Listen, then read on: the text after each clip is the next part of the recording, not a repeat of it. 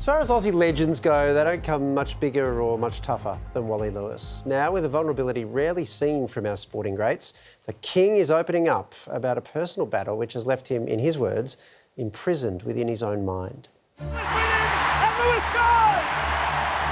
Wally Lewis, a.k.a. the King.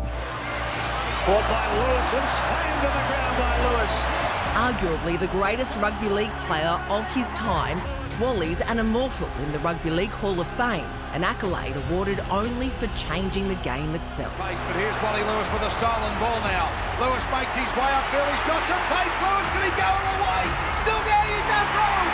Wally Lewis is... The embodied state of origin footy. Lewis gets the pass away. Maroons fans in awe of his heart, courage and extreme toughness. Lewis again says something to Gaia, they push and shout. But now the man who took on the world on the field is up against his toughest foe yet, CTE. Imagine a life where the tapestry of memories that define your very essence begins to unravel. The threads of names, faces and cherished moments seem to slip away and they leave behind a canvas of uncertainty. This is my reality.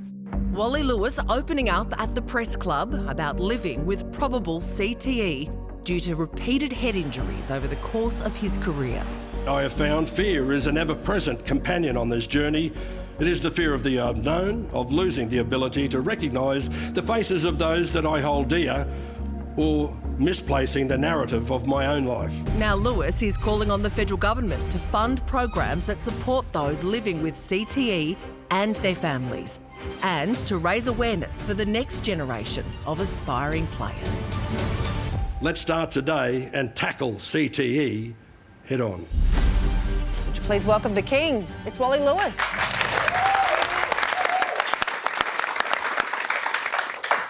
Wally, first of all, how are you doing?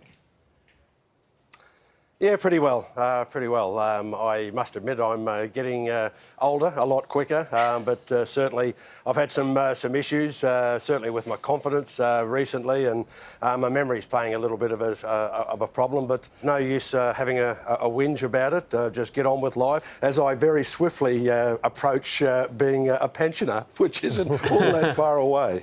Well, for people who don't know much about CTE, describe what a bad day looks like for you. It starts off as soon as I'll leave home.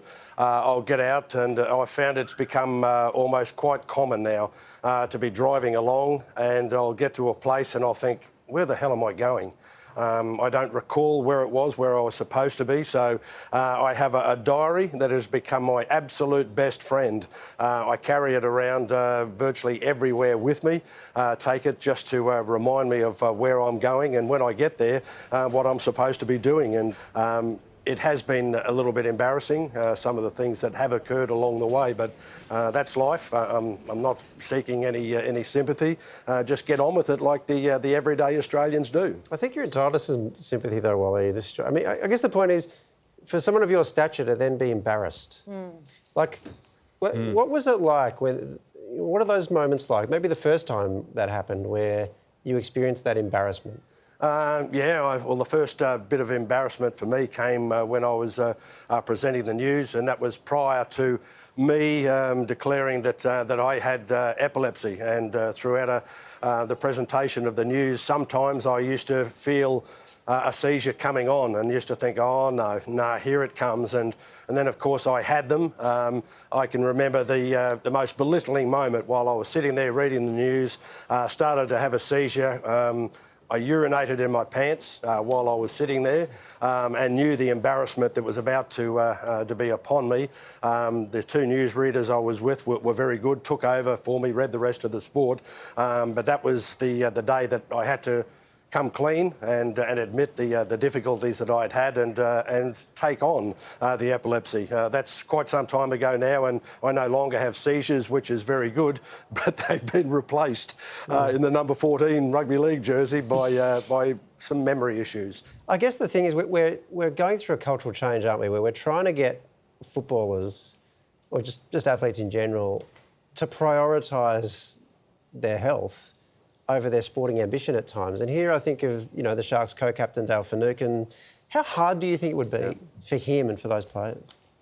Very difficult. You've got to remember that's been their career since they left school, and I think everybody in the rugby league world certainly wishes him all the best. He's just an absolute gentleman who's been handed the cards, similar to many people in the community who have those difficulties and just have to deal with them. It's hard to step away, though, isn't it, Wally? I mean, if you knew back then what you know now, would you have stepped away from your career at its peak? No, I wouldn't, to be honest. I would have, and I did continue it on when I was dealing with the epilepsy side of things. I was pretty much at my peak, and I remember I used to rely on only a couple of guys in my team that I had epilepsy. I passed it on to one of them, and we were out having a drink one night, and one of them started to say, "Oh, Wally, why don't you do your dance, or does that have to wait until you're having a seizure?" And started to imitate a seizure, and that was probably the message for me that trust yourself and deal with it in the best way possible. To promote it, certainly in public, may not have been the best idea, and I chose not to for quite some time. You're calling on $18 million in federal funding to tackle this. What exactly do you want to see from this funding?